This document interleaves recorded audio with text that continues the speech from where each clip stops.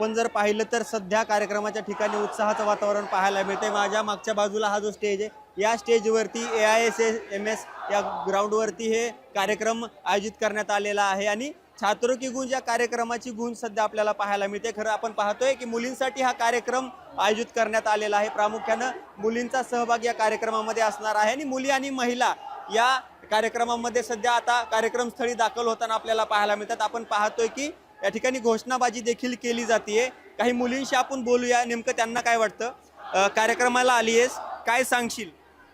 काय विचारायला आलोत आम्ही प्रश्न। सध्या राहुल गांधी येणार आहेत, एक मोठी अपॉर्च्युनिटी, मग कशाला सोडायची? मोठी अपॉर्च्युनिटी। हो. नेमका काय प्रश्न आहे तुझा, काय प्रश्न विचारायचा आहे तुला?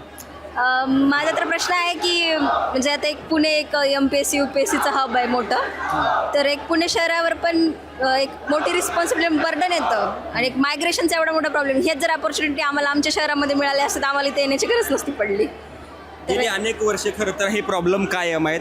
काँग्रेसचं सरकार होतं त्यावेळेसही प्रॉब्लेम होते, भाजपचं सरकार आहे तरीही प्रॉब्लेम आहेत। विद्यार्थी म्हणून काय तुझं मत आहे, काय वाटतं तुला?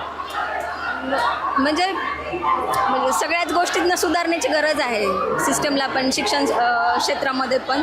म्हणजे बऱ्याच गोष्टी आता एक स्टुडंटचे बेसिक प्रॉब्लेमपासून जरी स्टार्ट केलं तुम्ही बघायला की किती, म्हणजे आता एक सगळ्या मेट्रोपॉलिटन सिटीजमध्ये प्रॉब्लेम होतो हा, की एका शहरावर खूप मोठं बर्डन येतं, सगळे मायग्रेट करून येतात। मग ह्यात जर अपॉर्च्युनिटी आम्हाला आमच्या गावाकडे मिळाल्या असतं आम्हाला इथे येण्याची गरज नसती पडली।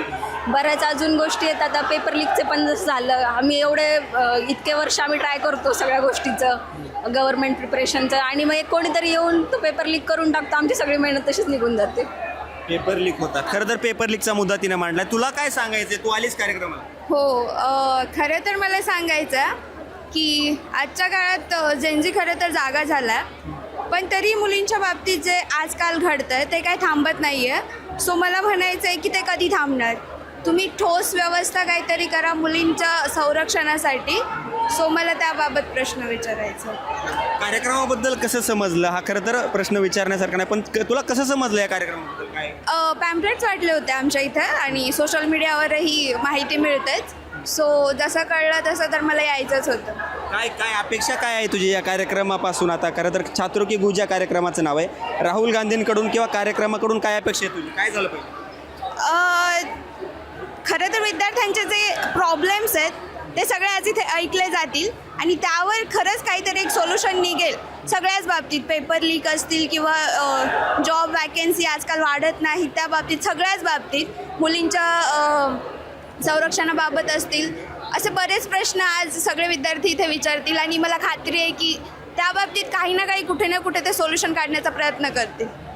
नक्कीच आपण पाहिलं तर सध्या जे आहे ते कार्यक्रम काही वेळामध्ये इथं सुरुवात होईल आणि या कार्यक्रमासाठी मोठ्या संख्येने जे आहे ते मुली येतील असा एक विश्वास जो आहे तो काँग्रेसकडून व्यक्त केला गेलेला आहे। सध्या जर आपण पाहिलं तर काही प्रमाणामध्ये मुली या ठिकाणी दाखल झालेल्या आपल्याला पाहायला मिळतात। जवळपास 1200 पोलिसांचा बंदोबस्त या कार्यक्रमस्थळी करण्यात आलेला आहे। यामध्ये 500 पोलीस वर्दीमध्ये आहेत तर 700 पोलीस जे आहेत ते बंदोबस्तामध्ये असलेले आपल्याला पाहायला मिळतात।